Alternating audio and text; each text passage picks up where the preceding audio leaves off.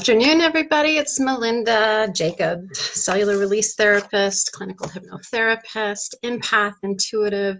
Wonderful being with you today. I wanted to share some pretty powerful idea that I've recently been exposed to. This comes from Kathy and Gary Hawk at Clarity International at www.getclarity.com. So there's this chart, and I don't know how well you're going to be able to see this. There we go. This chart is pretty fantastic.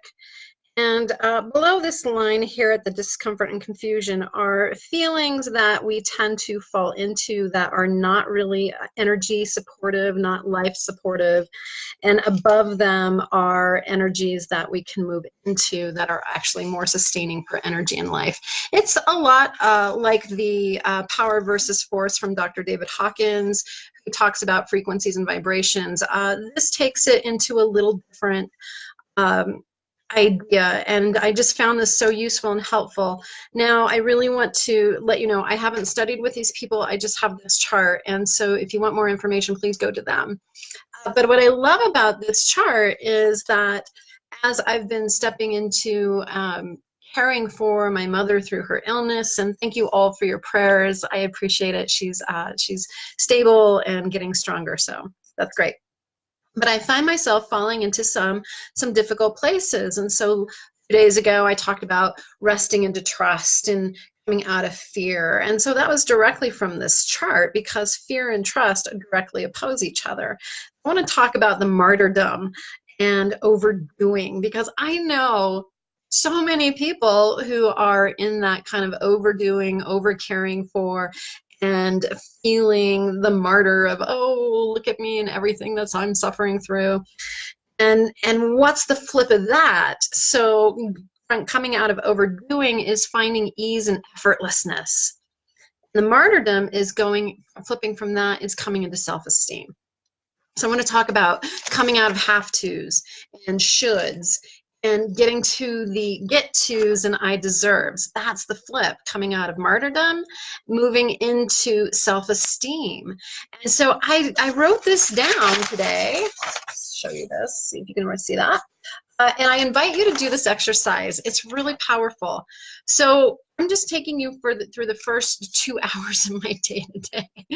So when I woke up, I have to get out of bed. Well, no, I actually don't. I could stay in bed. I could choose to stay in bed all day. That sense of have to and should is an oppressive energy.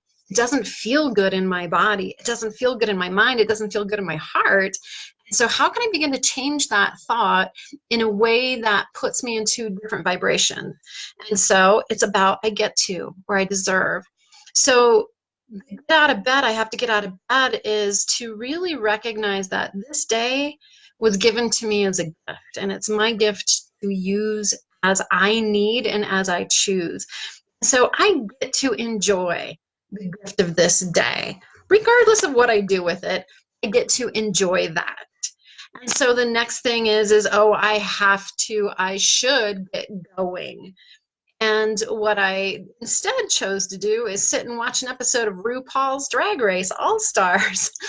Sorry for the one that got kicked off. But I get to sit and enjoy the talent and the beauty and the style and all the fun that goes into those particular performers. It's just I love watching them. And so I get to sit in my joy. I get to feel the creative energy, and I get to enjoy that rather than I should go do this. So I allowed myself to take time to watch RuPaul. I have to go to the gym. Well, no, I don't. I don't have to. And to me, going to the gym is often drudgery. But my body deserves time, attention, and it deserves to move. My body deserves to be cared for. As much as I'm taking care of everyone and everything else, my body deserves that same time and attention. And so can you feel the shift of going from have to, oh, I deserve that. My body deserves that level of care. That's really stepping into that self-esteem. I have to, I had to have a hard conversation with my partner this morning. And really, it's not that I had to, it's that my partner and my relationship deserve my authenticity. They deserve my truth, and they deserve me to show up in my most truest form. And so from my heart, I came and I had a difficult conversation that, you know, from his perspective, didn't look so tough. From mine, that was a little challenging. My relationship deserves to have that, and he deserves to know me in my most authentic truth. And so that's a gift. It's a big shift, big shift. Uh, I had homework to do for my class, and instead of doing the drudgery of the homework, instead is like I get to feed it my mind and fill my energy with really positive information. I get to nourish my mind and my soul with that really good information, and with that good vibe of what I was reading. I was reading about faith.